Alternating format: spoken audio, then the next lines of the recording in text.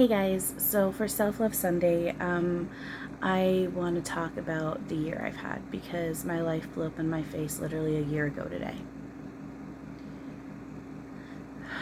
And it's all being surfaced this past week with various things, and it's for good reason because it is the anniversary, the 1 year anniversary, and I still have baggage about this that I need to work off. So, what happened? I'm just kind of winging it. I don't know exactly what I'm talking about. I know what I'm talking about. It's just watching what I say and how I say it because there's still stuff that I don't want to speak on publicly when it comes to this. I try and share pretty much all my shit, but there's still some things that are personal, especially if they involve other people, that I'm just like, it's not appropriate for me to talk about on a public level, at least in this now. So that being said, so a year ago, I was like, where's my water? So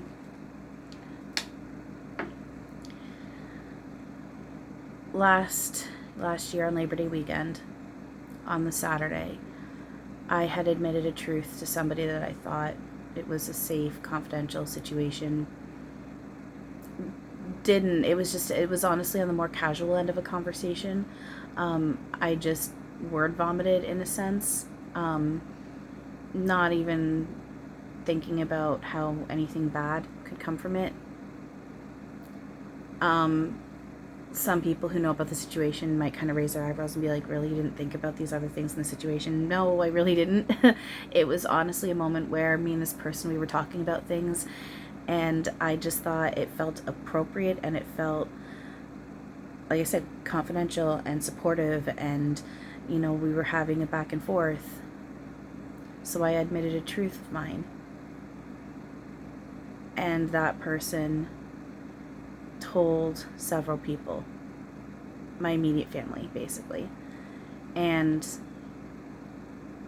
my parents were livid when they found out that I had said this. And the next day, so a year ago today, the Sunday, so I thought everything was fine. And I'm sitting outside in the morning, and I get called inside because I was renting the apartment in my parents' basement. And I get called up to their place, and they lost it. They'd lost it on me. They were like, this is what we were told.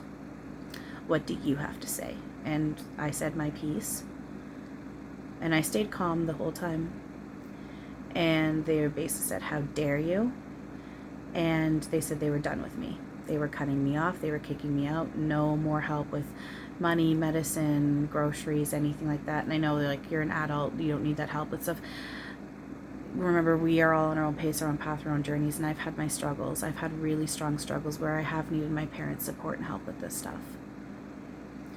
I'm not hurt over the getting kicked out anymore. I was fucked up over it first because I didn't know where I was going to go and what I was going to do. But I see now, and that's why this is kind of also spinning into Self-Love Sunday, because I want to focus on, where I was at that point compared to where I am now. I thought I was going to have to call from bankruptcy, and I thought I was going to end up on the street. And that's when I turned to Eric, Archangel Uriel, Robin Williams, Archangel Raphael, my higher self, my spirit team. Because the thing is, when I say that, I recognize my higher self is me, and I am part of that. So I just include myself in that, even if I'm not saying that. And so I turned to Eric, Archangel Uriel, and I was just crying and sobbing. I was like, I surrender. I surrender to you. I don't know what else to do. There's nothing else I can do. So I surrender this to you. I surrender to you. And that's when I just kind of got hit with over and over of like calling certain phone numbers and looking up certain information, and everything fell into place so fast. And he had told me that something really significant with him was going to happen by November 15th that I'm still waiting for. But I can see now it is going to end up happening. Like, I knew it was going to end up happening, but with how strong he's coming online now. Honestly, like I'm sitting here and I'll like be like I'll talk, be moving. I'm like, why didn't I hit a body? And I'll look and like, why are you not there? It's more weird to not see him than to actually to. It's becoming more weird to not see him than to see him now. So I know that this is starting to happen. So I've been waiting for what he'd been told me for so long, for what he told me was going to happen by November 15th for so long, still waiting for it. That never ended up happening. But when I went to sign my papers, so I got the call that I got this apartment, and my caseworker that I was working with at the time was saying that with the whole circumstance and the situation and with where I was working through and all that, they had never, at least she had never seen anyone get an approved for a place that fast ever. And I knew it was because of my team working with me, and particularly when I went in to sign the papers, my landlord, super, whatever the appropriate word is, he asked me like, would December 1st be okay? And I was like, yeah, whenever as soon as possible, like if that's December 1st, that works. And he looks down the papers and he kind of like clicks his tongue and he's just like, how about, does November 15th work? And this was like November 8th or something like that. November, it was like the very beginning of November. He said, does November 15th work? And my jaw just dropped and I was like, yep. And all I said to him was like, you have no idea what kind of synchronicity that is. And I was just like, that absolutely works. And I just turned to Eric in my head and was like, thank you. Thank you. And then with my bills after that, it's tickling me. He was just like, oh, he's saying, you're welcome, babe. I love you. I love you too. And then, with my bills and stuff, I was in really big debt. I'm still in debt, but I was at the point where I'm like, I'm not going to be able to pay for my cell phone. Like, and that's just it. I was like, I'm not even going to be able to pay for my cell phone. I thought my cell phone was going to get cut off. I didn't know how I was going to pay for any of my stuff. I really didn't. I did not have the money for my bills, but each month, somehow Eric brought me enough to get me through, even if it was nail biting last minute. And now a year later, things are actually really good with my parents. We still have stuff that we're working through, but when it comes to my parents and I, we're getting there. We're getting there. They are helping me out. They're supporting me. I'm trying really not to lean on them, and I will break away and to be fully independent eventually, but I know that part of this lesson is learning to not judge myself for leaning on them, because I felt embarrassed about leaning on my parents at the age that I'm at. But we need to not judge ourselves for that. We are here to help each other, and it is okay to lean on other humans, and that's part of this. But I also needed the ass kicking to get myself out and get independent, because I wasn't about to move out on my own completely. I was renting their apartment, so I wasn't living up with them, but it was still within their house. I needed out completely, and I wasn't about to do that. I didn't know where I was going to go. Like, I needed that situation for that to happen. Where I'm still in a lot of pain is the fact that I've been cut off from my newborn niece. She had only just been born.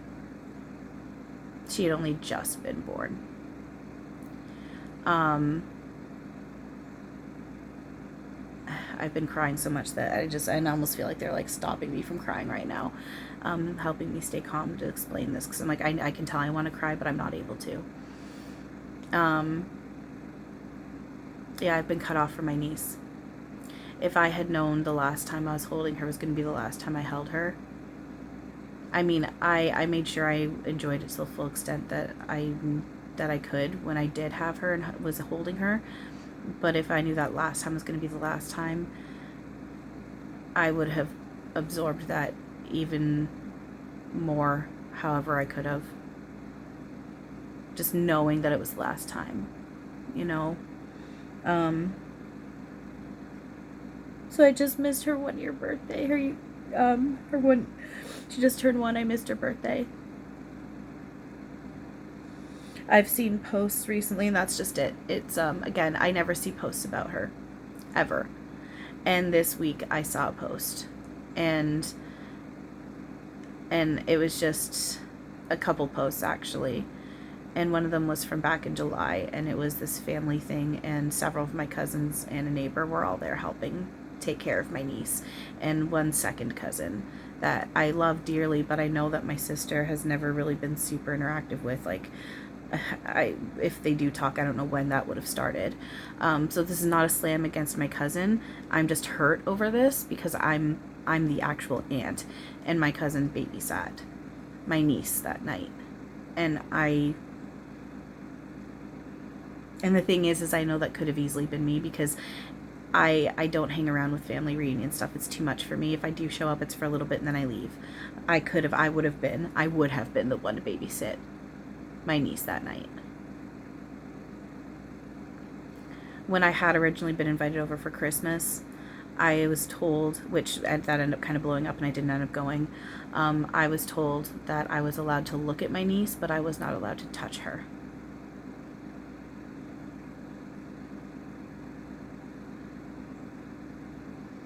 This year's been really hard and really fucked up. And again, that's illusion and it's judgment, and there's reasonings why. Part of the reason why I agreed to go through this, we all talked about it back home before entering this. Part of it is to help me with my abandonment shit and feeling like I'm being pushed out, and you know, all that stuff that falls under that umbrella with this situation. It all comes down again to the self-love stuff. Everything that I'm wanting to heal with myself, and this is self-love. Which really, a lot of it, that comes down to everybody, but just focusing it on me. So, that being said, I have come a long way. The situation has healed a lot within certain ways. There's still more healing to do. But like I said, I went from living in my parents' place to not knowing where I was going to go. Like I said, call for bankruptcy, be on the street, to having my own little apartment where I'm paying next to nothing in rent. You know, I'm becoming a lot more emotionally balanced. I can feel the neutrality kicking in a lot more with many situations. I'm starting to be able to breathe through anytime I'm getting triggered. Starting to. There's moments still where I don't really follow through with that, but there's definitely, it's picking up where I'm able to breathe through it, and I feel the peak of the wave, and then it passes and I'm okay again. You know, my channeling abilities have gotten stronger. Like I said, Eric is coming online so much stronger. I keep saying how we're meeting up with our loved ones, and I can only say that this is true with what I'm experiencing. Like I said, you know how oftentimes I'm sitting here and I'm like, whoa, wait, why can't I see you? It had gone from, oh my gosh, where's Eric, and feeling like so like nervous and excited, and I'm like shaking, to like talking to him and be like, wait, why aren't you there? Whoa. And it's tripping me out to not see him. Like I go to move my arm, and like I go to hit, like I'm like, I should be hitting your chest right now. Like, not that I'm purposely trying to hit him, but like when I'm talking and I'm moving my hands and I go like this, I'm like, wait, whoa, why am I not hitting your body? He's becoming that strong, and I'm starting to see, like, you know, like heat waves in the air. That's what it looks like. I'm seeing, like, I'm sitting here and I'll be talking to him and I'm seeing like it looks like a heat wave, and I'm doing it without needing to even unfocus my eyes. I think it was Jamie Butler had been talking about at one point years ago, I think it was, about how to practice being able to see spirit. And one of the things that she talked about, I'm looking over there because I have one, is one of those, you know, those magic eye books where you need to like unfocus your eyes to see the picture. She's saying practice with those, because she's like, that's what you can do, like unfocus your eyes and you can see. And I was noticing when my eyes were, that's how it started. This is how quick it picked up. It was just a couple weeks ago, I'm laying there and I'm like, or seeing my eyes are unfocused, and I'm noticing I'm seeing like a heat wave, and now I'm sitting here and I'm just seeing, like, I call it heat waves, but it's just because what it looks like. It looks like a blur of a heat wave, and I'm like, whoa, I'm seeing you. It's really cool.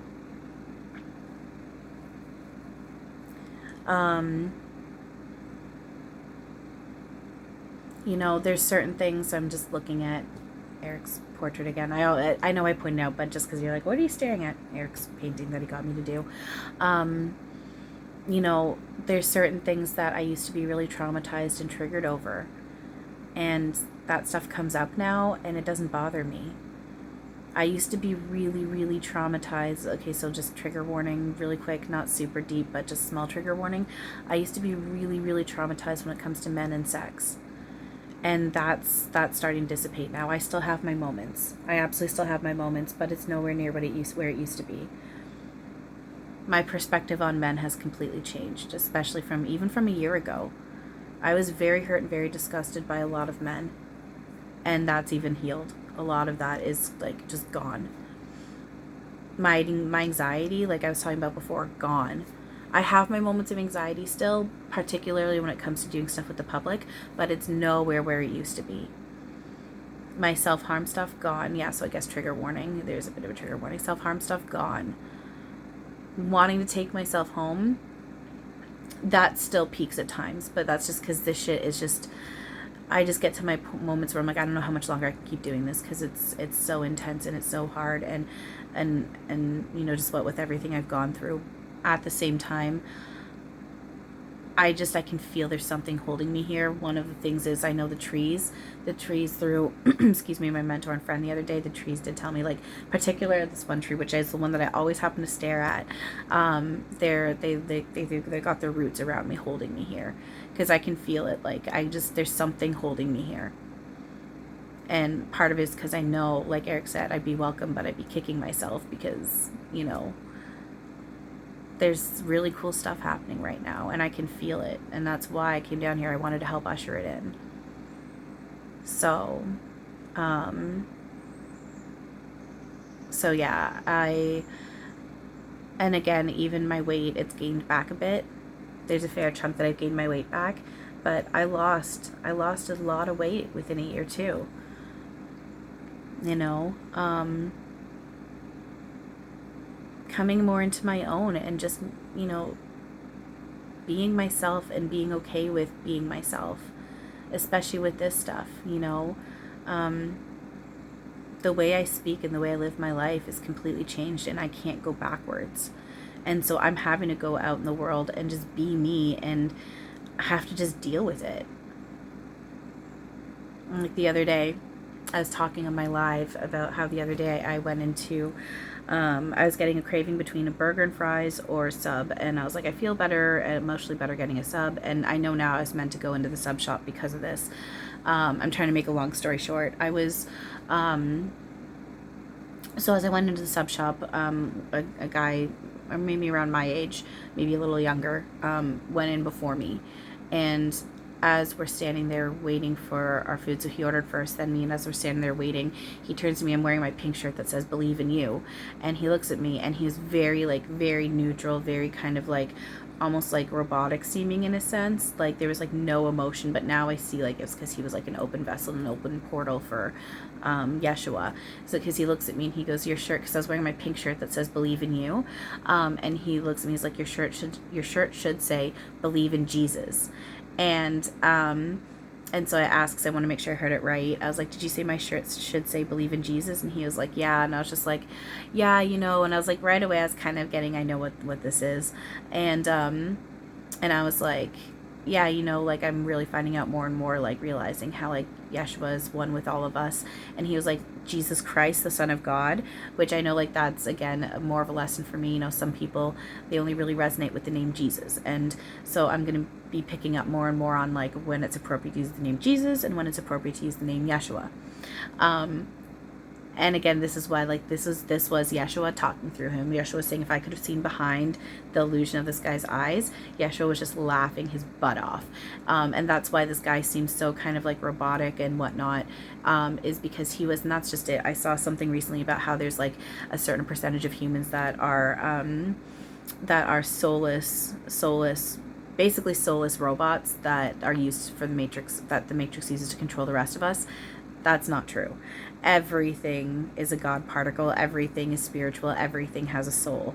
It can't not. Everything is literally energy, and we all share the same consciousness. Even solid objects are made of energy. It's just matter pretending to be, it's just energy pretending to be matter, rather. So, so that being said, in cases like that, when they seem kind of robotic and like whatnot, like in this case here, now looking back, because I was a little intimidated at first, but looking back now, I can easily see he was in that mode of being a completely open portal for Yeshua to come through, which is why he seemed so neutral and so like emotionless, because he was just an open portal at that point, and Yeshua was speaking right through him. It was really cool. And so So he said, Jesus Christ, the Son of God. I was like, yeah, Jesus. And I knew. And then right then I was like, here we go. I know what I'm supposed to do, because it was just him and I and two people behind the counter. I was like, yep, I know what this is. In my face, I could feel the heat in my face. My face went so red, so red. And I was just like, I know how this might sound to you, but I'm a medium, a channeler. I have clients.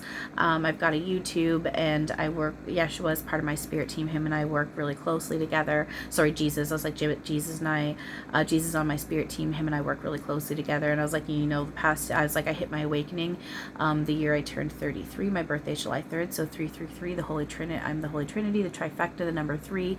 And that was, I just turned 35. So I'm like, yeah, man, the past 2 years have been a wild ride. And he just looked at me, didn't say anything, and just walked by and sat down with his back to us eating a sandwich, and me and the people behind the counter just smiled at each other. And then I walked out to the car, because I'd been out shopping with my mom, and I walked out to the car and I was smiling at my mom, and I was just like, I had a really interesting interaction. I told my mom, and the first thing she said, she's like, that was Jesus letting you know he's there with you, right? And I was just like, yeah, I do know that. I was like, and then I also explained to her, I know it was also a test from my higher self to see where I'm at, because this is something that I knew I was going to eventually have to do, is start announcing publicly when I'm like, go up to people or people come talking to me, and I'm going to have to be like, I'm a medium, I'm a channeler, blah, blah, blah. And that was the first, and I knew what that was. And absolutely, I thought they were going to see, am I going to step up and announce my truth, or am I going to hide away and get embarrassed? And I was embarrassed, but I said my truth. I did it. So a year ago, I would have never done that. There's no way. I might have fumbled around a little bit and said something, but not to that extent, and definitely not as much as I was embarrassed. It wouldn't have been even with that confidence. So, yeah, and then even just the support and love that I'm getting from all of you guys has just increased so much over the past year. So it's been really difficult in certain aspects, especially because, there's things that I've had to go through. Sorry, hang on. Part of the reason why also this all happened is I needed the isolation from everyone around me, because I've had a lot of purging I've needed to do, and it was like lifetimes and generations of trauma, which is illusion, but still we're healing the illusion before we're healing the illusion as we break out of it. And I had lifetimes and generations of trauma that I've had to purge out of. A lot of it was anger. I didn't realize how much anger I had in me. I knew that I've been a very angry person, but I did not realize that I had that level of anger in me, which we all do, which is why I've heard how there's some people that will go out into the middle of the woods while they go through this process just so they can scream without people being around judging and hearing them. And I understand that now. I totally get that. So I've had, there's moments, I think I've talked about this in older videos, where there's moments where all I can do is lay there, sit here with like a bucket or a cloth over my face, literally not even touching my face, just let my face hang over a bucket or a cloth, and just let everything, like tears, snot, and drool just pour out my eyes, nose, and mouth. And there's literally nothing I can do until I stop crying, and then I can clean my face up. And then the number of times I'm throwing up during those moments too. And I'm literally, and again, you can't do anything. Like you can just sit there, and I'm sorry, I know it's gross, but hey, this is just what it is. And there's definitely going to be people out there that watch this, possibly watch this, but there's definitely people out there going through this as well, not just me. And so this is just part of what the truth of this is, and hiding it isn't going to do any good. So I mean, it is, like, even with the vomit and stuff, like you're just sitting there with like everything just hanging out, and there's nothing you can do until you're done. And then you clean yourself up.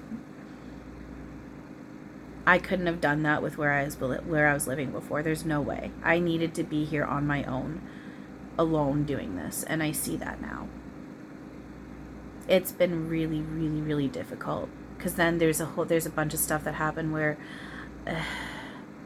there's a good chunk of people. Sorry, I'm looking at Eric again. There's a good chunk of people, from my family to neighbors to public groups that also do this and whatnot, that think I'm crazy and sick, and I've been beaten out and pushed out and ignored. There's stuff that I've had to deal with personally on a personal level, that within the situation, and even outside of this situation, outside of like the blow up that I've had with my family, but just in general when it comes to the ascension stuff and waking up and just what I've had to help navigate through. And again, I had to do it alone, and I had several people leaning on me, and now some of those several people also think that I'm sick and crazy, and they blame me for circumstances that their family members are in, that was literally not, it is not on me. That I can clearly say, and I can say with confidence, that is not on me. I do not force that person to do what these people are claiming that I make them do. And I'm very hurt by that also. I have been the scapegoat for a lot of people, and it's been really fucking hard. Again, it's illusion. Again, I need to not stay within the side of victim mode. I sign up for everything I go through. It's all for good reason.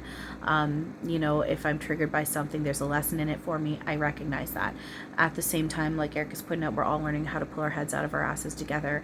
As much as everyone's shit is our own shit, if you're neutral about something, there's not a lesson in there for you in this now, and there are lessons in it for everyone. And I know there's lessons in it for me, and I'm working on them, but there's lessons in it for everybody. And it's just, this has been really, really, really difficult. We're technically not supposed to do this all on our own, but again, all things work for us, not against us. And I know now why I've been beaten down, pushed out, ignored. People think I'm crazy, people think I'm sick, people think this, people think that, because I'm now in a better position to help everyone else out when it comes to this stuff. Especially now that things are starting to switch around and more people are starting to actually see the truth of me rather than the illusion that they're choosing to see. And I'm also, again, because that's also a result of my working on myself. I'm breaking the illusion and I'm projecting out truth, which is love, peace, unity, oneness, happiness, support, laughter, joy.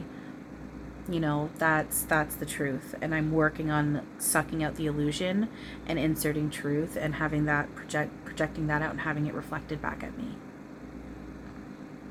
It takes work, it takes time, it takes practice, but we get there. And this past year, the past 2 years have been insane, but then the past year was when, like I said a year ago, my life blew up in my face. I lost everything and almost everyone around me. And that's just it. I did. I had to not only, and that's just it, I had to get, but again, it's for good reason. I had to get rid of a lot of my stuff. Excuse me. I had to get rid of a lot of my physical objects. A lot of certain ones came that had been from people from my past, and they just, as I wanted to keep certain stuff, and they just end up breaking on me. And I'm just like, ugh, because I had to get rid of it because it was old, stale energy that was part of the illusion that I couldn't keep with me anymore. So stuff that I've wanted to keep has broken on me, so I'm forced to get rid of it. And that's just it with all this stuff, even with people dropping out of my life. It's the people that I'm no longer interacting with, even when it comes to former friends or people that I would even still consider friends, but we just don't talk. I still have love for them. And I feel bad in the cases where I know there's cases where I've ghosted. And I don't have a good explanation for it. I get this wall up in myself and I'm not able to message anymore. I can't explain it other than that. And I've needed to, and I still need to work on guilt over that. At the same time, zooming out, I see why that's needed to happen too. Because I could not have gone through and blast up the way I have if I've had these people in my life in the way that they had been before. And it's not that there's anything bad or wrong. They are wonderful people. There's some people that I've had to walk away from, and that doesn't mean that they're not still wonderful people, but there are some people that I don't talk to anymore where we haven't had any qualms between us, and it's just they're wonderful, beautiful people, and there's no issues between us whatsoever, and it is what it is. But it had to be for this reason, because I'm getting, say it, they would have tried to stop the flow of what I'm doing. And I can think of specific cases right now, which I'm not going to say names or anything like that, but I can think of specific cases where they have. They have oftentimes in the past, stopped me from the natural flow where I'm indulging or believing in something and they beat me down and tell me I'm wrong or crazy or weird, that can't possibly be right. Again, reflections and stuff at the same time, this is also where they're at with their perception of things, and I needed that clearing to be able to just let myself blast up and really experience what this actually is without people trying to tell me I'm wrong and crazy, which I have. It's underneath here. Hang on. Okay, so in this notebook here, I read in one of my videos some really cool synchronicities. I wrote this stuff back in 2013, and there was really cool synchronicities showing about my understanding of what reality actually is.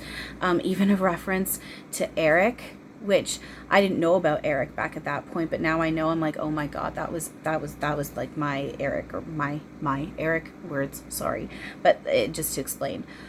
So these are really, really significant, and even in this here, one of the people I'm thinking of as I'm talking about this. So like I wrote here, I've reiterated this before, so I'm not going to reiterate all the stuff that I've talked about, but on this particular page, I wrote here, so this is February 6, 2013. I have myself convinced that there are other realities, that after I die, I can live, be, see anyone I want to. And then I wrote, does this make me crazy? That's one of the reasons why I love to read so much, or something about what different ways of escaping this, because it's going into, I'm escaping reality, but now I realize that's, I'm tapping into parallel lives and, breaking out of illusion and whatnot. There's more beyond reasons for it. And then I write, it's like I'm waiting for something big to happen to me, something big that will just completely change my life around, but in a positive way. But then right after that, I wrote, so-and-so, I'm not going to say their name, has made reality start to creep into my head, that life isn't a movie. That none of all that stuff's going to happen.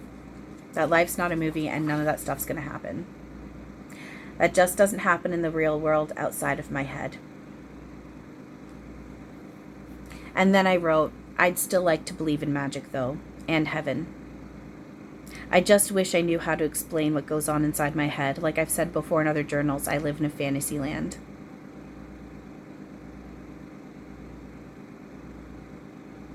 Getting tickled on my side right now. I've had people tell me many times throughout my life that I live in a fantasy world, I don't live in reality, that I'm weird, that I'm crazy, that my tastes are different, that I just need to grow up, that I just need to get laid, and that my life would be different and I'd be better and I'd be more mature. Fix this about yourself, fix that about yourself. This is wrong with you, that's wrong with you. You would be better if you did this. It wasn't until I turned, well, my one friend, I think we were working together, we got hired. I think I was hired first and she was hired after me, so that would have been when we were both like around 15, 16-ish. 15, 16, 17. So it wasn't until I was 15, 16, 17 where I finally made a friend that really, really accepted me for me. Really saw all sides of me and not once tried to tell me how I need to fix myself and what I need to do to be better and different, to fit in. I've got a few more friends that I made since then. My one friend that lives several provinces away. Actually, the two of my friends that live several provinces away, they know about all this stuff with me, and they've never, even before knowing about this stuff, they've never told me what I need to do to fix about myself. The one friend, we had one time where we had a bit of a falling out, but again, we've both grown from that, and I can see what that was too.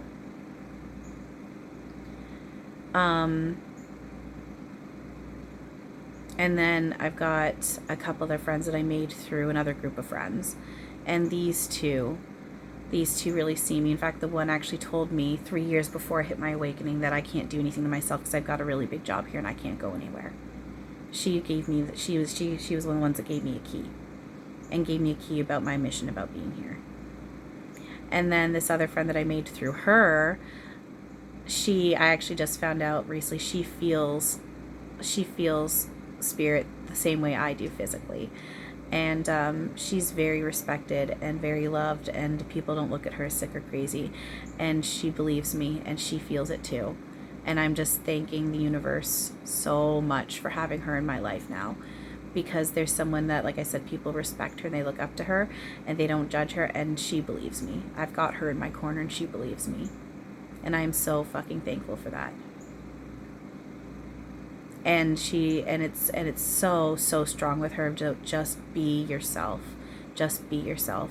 And these are the people that have also stuck around me. And then there's a couple of you guys, there's a few of you guys that I've made friends with that have stuck with me for the past year or two, that are still with me right now. And I'm beyond thankful. My mentor is one of them. And I'm thinking of another particular person right now. There's a few of you, like, I mean, I love all of you guys, and you guys are all amazing, but just for people who I actively talk with personally, and who've really been there with me for the past year or two, and have really accepted me and haven't fucked off on me and haven't tried to get things out of me, I'm beyond fucking thankful for them. It's been rare that I've had people in my life that have accepted me completely for myself, that haven't tried to change me and haven't tried to take things from me and haven't tried to beat me down and push me out, particularly when they think that I'm not the way that I should be.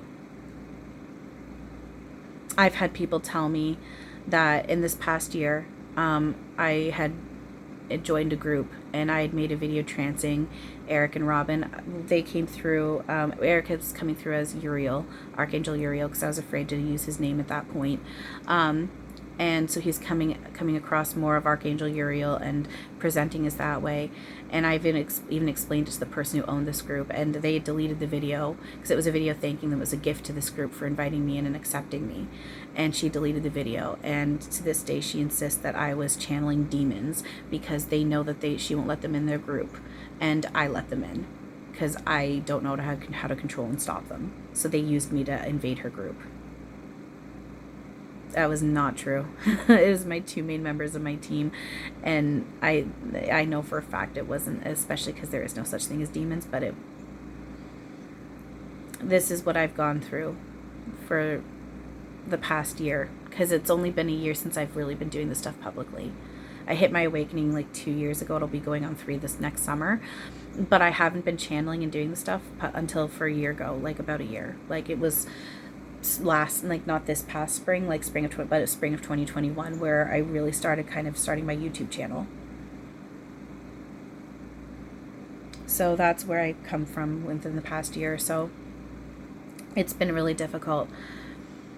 I've had a lot of people try to beat me down, push me out again, like I've talked about several times, telling me Eric is mad at me, that he's attacking me, that I'm under massive scrutiny. A lot of people hate me, that everyone's mad at me, that I'm doing wrong, that I'm doing bad, that I'm completely fucked.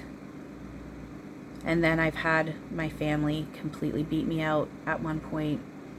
I'm still cut off from my niece.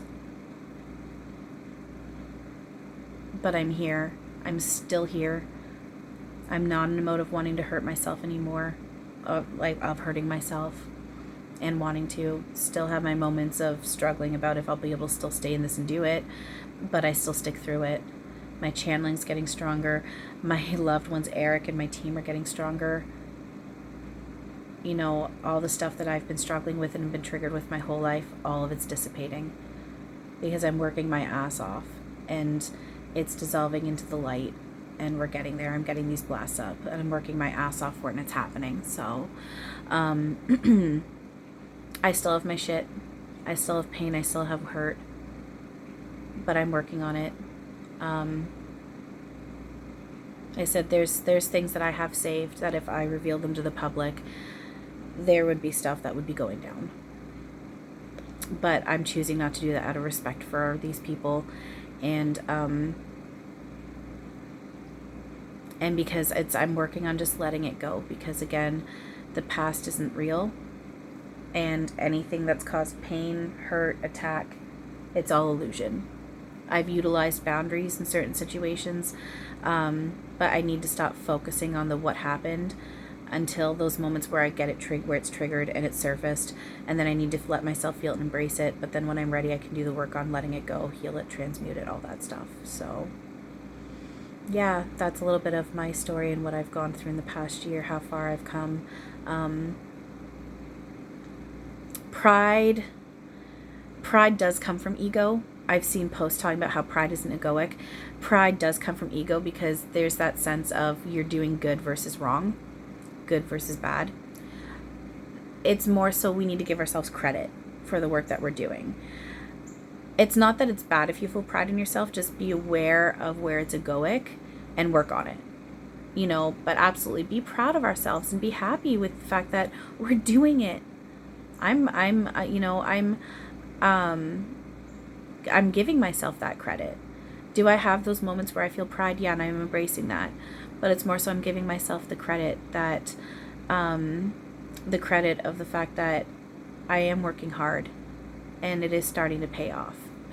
I'm allowing the truth and real reality to come online. And I am therefore receiving more abundance and more support and more love in my life than I ever have. And I need to recognize that. I need to recognize I am working hard, and it is changing my life around. And then I just got the urge. Okay, bear with me, guys. I just got the urge to do this, and I'm resisting it. So I know I need to, especially because I'm embarrassed. But I'm going to just look at myself and do a whole I love myself thing. So I'm looking at myself to do this. If you guys want, grab a mirror or go stand in front of a mirror and do this with me right now. So bear with me just 3 times. I'm just going to look at myself and say 3 times I love myself. I don't want to, but I know I need to because I don't want to. So here we go.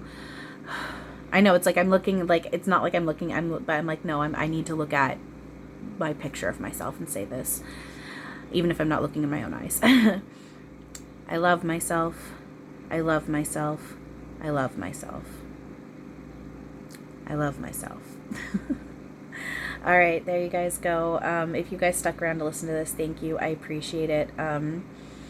I am beyond thankful for my parents. Please know my parents have done the best they could, and they do everything they can for my sister and I. They always have. They struggled with money with us growing up, but they always made sure we had beautiful Christmases. We had beautiful birthdays. My parents would drive us to, and my dad worked, and my mom would drive us to and from school. And she would always be around to take us to doctor's appointments or if we were sick. Even now as an adult, like I said, they help me out with groceries still, which I'm beyond thankful for because, like I said, it's hard for me even just to get to the food bank, even if I run out of money, So they help me out with groceries. They help me out with medicine if I need it. My mom will take me out to places if I need a ride. I'm very, very, very thankful. I've had my shit go down with my parents, but I can also see what all that was, and things are getting a lot better with them. Where my pain is really coming in and where I'm hurting is when it comes to my sister and the fact that I'm cut off from my niece. That's killing me. But we're working on it, and yeah, I'm being told my niece will need me one day. I've been told that she's going to be into this stuff on a certain level and she will need me, so that stuff actually kind of makes me giggle a little bit when I hear that, because I'm just like, good luck, because my dang, yeah, exactly. My sister wants nothing to do with this shit. Not even when I've talked to her about the science end of things, she brushes it off and basically says it's nonsense. I'm like, dude, it's science. And she goes, meh. So I'm like, good luck with your daughter if she's into this stuff. So, so yeah, apparently she's gonna need me one day. We'll see what happens. So, in the meantime, I'm gonna keep doing the work on my end and keep letting myself blast up, and all of this will be just lessons for everyone that we look back on and we can laugh together, because we all get to that point where we're able to laugh about it, even if we can't. Oh, they just had me look at the time. It's 44:32. Even if we can't see in this now how we can find it funny, we do eventually find it funny. We're able to laugh, particularly because laughter is healing, so we need to be able to find a way to laugh at everything. So All right, there you guys go. That is a year in my life from when my life blew up to now. So thank you guys for listening. Oh, 4456, 4456. All right, thanks, you guys. I love you all very much. And as always, have a wonderful now. Bye.